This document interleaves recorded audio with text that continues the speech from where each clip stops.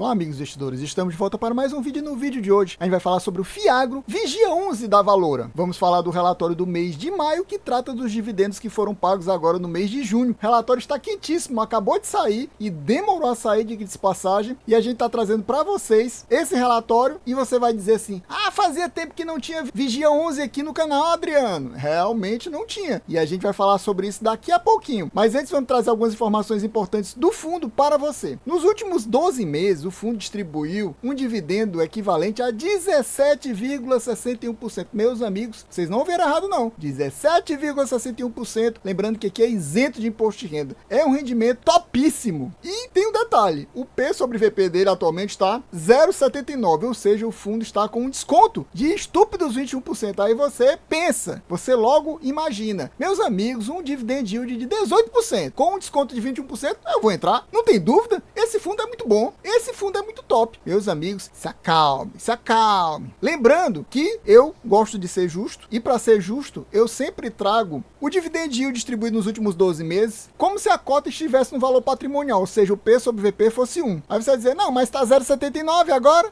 Para quem comprar agora tá muito bom. Mas digamos que daqui a um tempo, o fundo volte pro valor patrimonial dele. Eu acho que isso não vai acontecer tão cedo, diga-se de passagem. Mas se acontecesse, esse dividend yield seria totalmente fake. O dividend yield real, nos últimos 12 meses, trazendo a cota de mercado para o valor patrimonial, seria de 13,95%, ou seja, o yield cairia cerca de 3,5%. E 13,95%, considerando que esse é um fundo high yield, por exemplo, opinião minha, pessoal, eu acho pouco em relação ao fundo high grade. Por exemplo, em relação ao fundo high grade, eu peço que esse spread entre o dividend yield do fundo high grade e o dividend yield do fundo high yield, como é o caso do Vigia 11, seja de no mínimo 3%, não menos que 3%. E o dividend yield dos fundos high grades, comparando, por exemplo, com o fundo imobiliário, que aliás são até mais antigos, normalmente são mais seguros, esses fundos high grades e fundo imobiliário, os tops, estão pagando a faixa de 12%. Ou seja, esse aqui teria que estar pagando no mínimo 15%. E não está pagando isso. Está pagando 13,95%, considerando esse detalhe que eu falei, trazer o valor da cota de mercado para o valor patrimonial atualmente. É claro que para quem está comprando nesse preço, o dividendo está realmente muito top. E considerando que ele está com um problema, que é exatamente por isso que ele está tão descontado assim, em um dos devedores que não está pagando, simplesmente está quase para completar o aniversário de um ano que ele não paga. E isso é um dos motivos para o fundo estar mais descontado, porque vários fiagros, atualmente, o mercado de fiagros não está, digamos, em alta, está em baixa, até os fundos top estão com desconto beirando os 15%, então um fundo que está com problema, tem um desconto de 21%, é o mínimo que a gente espera, porque se não tivesse um desconto tão grande, quem queria pegar ele com desconto menor, se tem fiagros melhores, com desconto bom também, mas só que sem problema nenhum, a pessoa iria preferir pegar aquele fundo que também está com desconto, mas só que está sem problemas. Aqui é um fundo que está mais descontado, mas está com problema. Esses 10 centavos que ele distribuiu agora no mês de julho, referente ao mês de maio, equivale a um yield do mês de 1,28%. E realmente é um yield muito bom, exatamente porque essa cota atual está muito amassada. Como eu sempre falo, para quem não ouviu eu falar, é o seguinte, para quem não sabe, o dividend yield é inversamente proporcional ao valor da cota. O valor da cota cai, o valor do dividend yield sobe. Então, se a cota está muito amassada, como é o caso aqui do Vigia, o valor do dividend yield dele sobe. Então, por isso que o valor do dividend yield dele no mês, pagando apenas 10 centavos, está 1,28%. Os fundos que estão mais ok, o valor do yield desses fundos high yields, fiagros high yields, está variando entre 1,10 e 1,20. E aqui está 1,28, praticamente 1,30, exatamente porque a cota está muito amassada. Entrando aqui no relatório do mês de maio, a gente tem o seguinte: o fundo encerrou o mês de maio, isso aqui ele sempre repete todo mês, com a totalidade do seu patrimônio líquido alocado em CRAs. Ele é um fundo, meus amigos, para quem não sabe, 100% atrelado a CRAs. Ele não tem nenhum outro tipo de ativo que não seja CRA. Assim como ele não tem nenhum outro indexador na carteira dele, nenhum devedor devendo em um indexador que não seja CDI. Ele é 100% CDI. Não tem uma dívida dele que seja indexada a IPCA. É 100% da dívida CDI. Ele tem 32 ativos no momento, sendo 3 deles da Languiru, que é exatamente aquele devedor que simplesmente não paga o fundo. Esses 32 ativos têm um total investido de 900 milhões. O fundo, na realidade, o patrimônio líquido dele não é 900 milhões, é porque ele está alavancado. O restante dos recursos dele estão em caixa, mas o caixa líquido dele, na realidade, atualmente, é negativo, por causa da dívida dele da alavancagem. Aí ele fala sobre essa questão do Rio Grande do Sul e ele diz que as inundações no Rio Grande do Sul não impactaram os ativos do portfólio. Eu creio que o fundo se desvalorizou mais ainda recentemente exatamente por causa disso aqui, porque muita gente achou que como ele tinha investimento em alguns devedores no Rio Grande do Sul, o fundo iria penar mais ainda, a renda ia cair, a receita ia cair, os dividendos iam cair e o pessoal já foi se livrando das cotas, mas acabou não acontecendo isso. Em relação ao Languiru, ele sempre coloca esse negócio aqui, que a gente já está cansado de ler, todo relatório ele coloca isso, às vezes ele muda um pouquinho, mas o que é importante, ele falar, ele não fala, que seria sobre a questão da execução das garantias. Meus amigos, como eu falei para vocês, isso aqui está quase para completar um ano. O primeiro relatório que ele comentou sobre esse problema, se eu não me engano, foi no relatório do mês de agosto do ano passado. A gente já está no relatório de maio, falta o de junho, o de julho, aí agosto. E aí ele completa um ano citando aqui problema da Languiru que não é resolvido. Para vocês terem ideia, tem 2 fundos que tiveram problemas com devedores que não pagaram posteriores a esse problema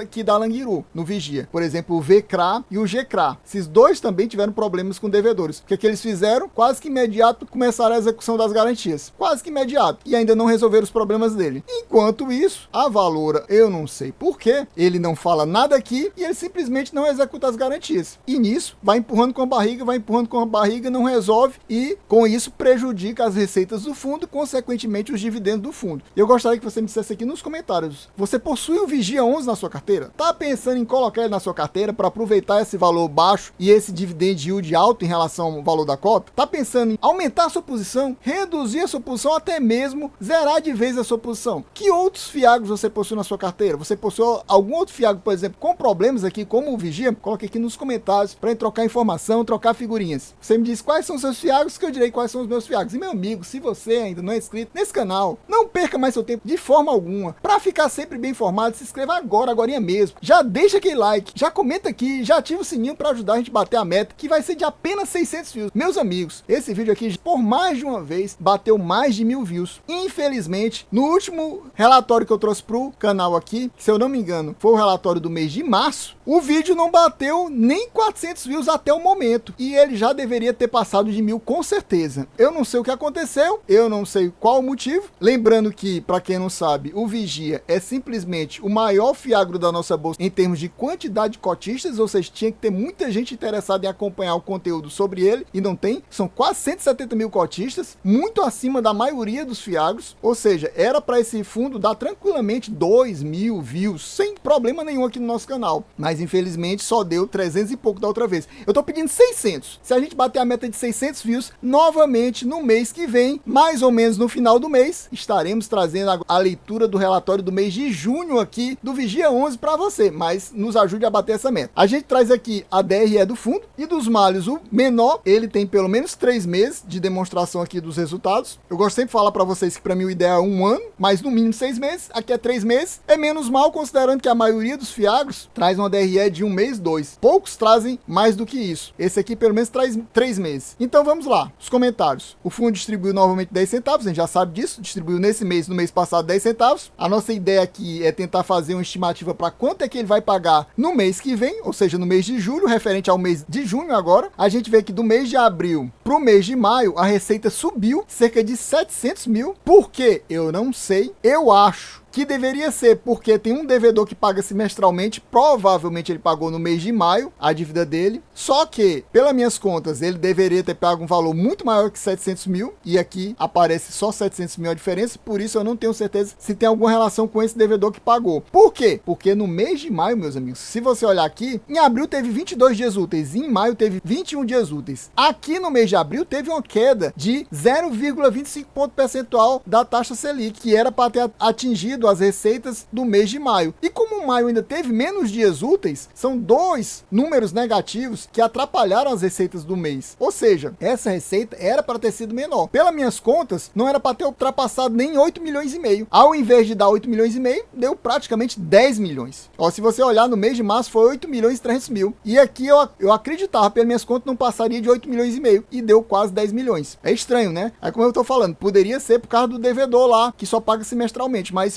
pelas minhas contas, ele teria que ter pago muito mais, mas infelizmente aqui só mostra 10 milhões, a gente não sabe exatamente por que deu mais. No final das contas, o que importa pra gente é que o resultado, ou seja, o lucro do fundo foi muito maior. E com isso, ele praticamente pagou os 10 centavos só com o valor que ele teve de lucro. Olha aqui, o valor da distribuição foi 8 milhões e 645 mil. O valor do lucro foi 8 milhões e 634 mil. Ele praticamente teve que colocar um trocado aqui para complementar o valor e pagar os 10 centavos. Agora, a questão que eu quero trazer para vocês são em relação aos meses de março e de abril. No mês de março, o fundo obteve esse lucro de 7 milhões e 111 mil, que equivale a 8,2 centavos por cota. Apenas 8,2. E ele pagou 11 centavos nesse mês, se você olhar, foi 11 centavos. Ou seja, ele teve que colocar 2,8 centavos que estavam em reserva para complementar esse rendimento de 11 centavos. E realmente eu fui atrás do relatório do mês de fevereiro e no mês de fevereiro mostrava que ele tinha aqui, ó, uma reserva de caixa de 6 centavos. Ou seja, ele colocou mais quase 3 centavos para complementar esses 9 milhões e meio para pagar esses 11 centavos. Então ficou tipo com 3 centavos. No mês de abril, o fundo teve um lucro de 7 milhões e 873 mil, que equivale a 9,1 centavos por cota. Ou seja, ele teve que complementar com 0,9 centavos, praticamente um centavo. Ou seja, como ele tinha 3 centavos de reserva no mês de março, ele colocou mais 1 centavo e ficou apenas com 2 centavos no mês de abril. Em maio, você vê que ele praticamente não precisou usar dinheiro. Foi só um trocado. Esse 0,02 deve ser 0,21, 0,23. Ainda tem uma casa aqui centesimal que ele não coloca. Então, provavelmente, só com essa fração aí dos centavos, ele conseguiu pagar e complementar essa renda aqui do mês de maio. E ele continua com 2 centavos. O detalhe que eu trago para vocês é que no mês de junho, para quem não sabe, ele tem cobrança de taxa de performance 2 vezes por ano. No mês de junho, que é relativo aos rendimentos, aos pagamentos que vão ser feitos no mês de julho, e no mês de dezembro, referente aos pagamentos que vão ser feitos em janeiro. Ele tem a cobrança da taxa de performance do semestre todo. E normalmente, considerando a última cobrança de taxa que teve no final do ano passado, ele precisa de 1,5 centavo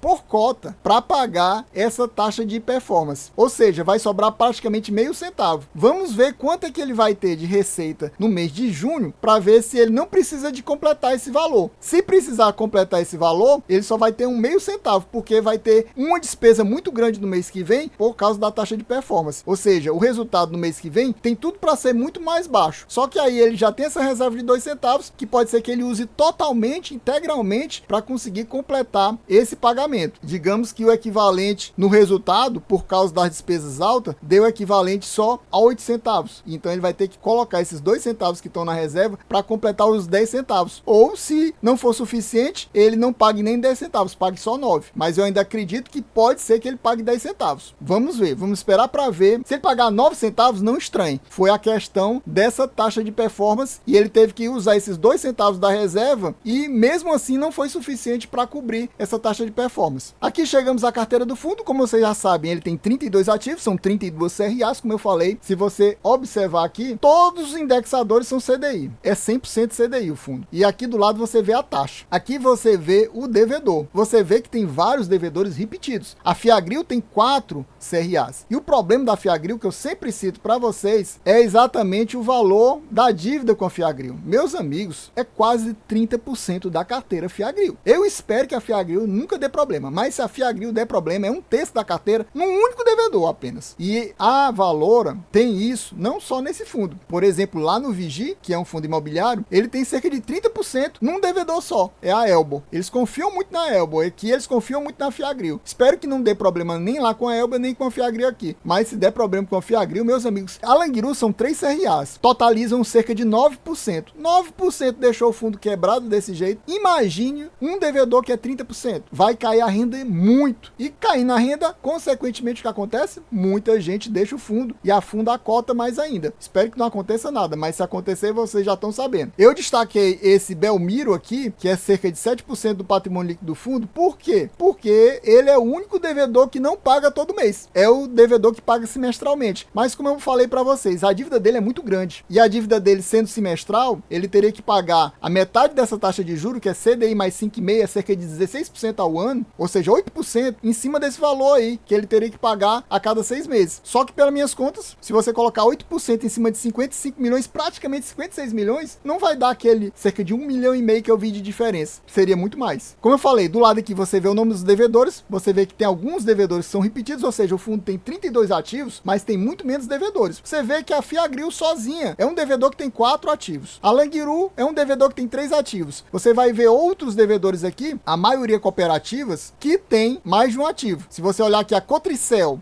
aparece mais de uma vez. Cotrisul aparece mais de uma vez e por aí vai. Então você vê aqui os ativos, você vê aqui os devedores, aqui do lado você vê as dívidas com o fundo, aqui o patrimônio líquido que está atrelado a cada um desses devedores, aqui as respectivas taxas e como eu falei, tudo indexado a CDI. Aqui embaixo você vê o valor total investido, incluindo a alavancagem do fundo, que é via compromissada reversa. O fundo atualmente conta com 108,5% de patrimônio líquido investido em CRA, exatamente por causa da alavancagem. Ele possui um caixa de quase 7 milhões, mas tem uma dívida de 77 milhões. Quando você subtrai o caixa da dívida, sobra ainda 70 milhões de dívida, que é cerca desses 8,5% que o fundo possui para pagar. Na realidade, o patrimônio líquido real do fundo é apenas 830 milhões. Pessoal, então a gente vai ficando por aqui. Espero que vocês tenham gostado. Quem gostou já sabe. Se não for inscrito, inscreva agora mesmo. Já deixa aquele likezão, já comenta aqui, já ajude a gente a bater a meta de 600 views. Sim, se a gente bater a meta de 600 views, a gente estará trazendo de volta aqui no mês que vem o relatório do mês de junho, no mês de julho, aqui do Vigia. E se a gente não bater, meus amigos, como ele já seria o segundo vídeo seguido que não bateu a meta, a gente vai demorar mais tempo a trazer o vídeo sobre o Vigia, provavelmente só em 2025. E aproveite, meus amigos, aqui embaixo tem mais um vídeo para você acompanhar o nosso canal. É isso aí, valeu, até a próxima e fui!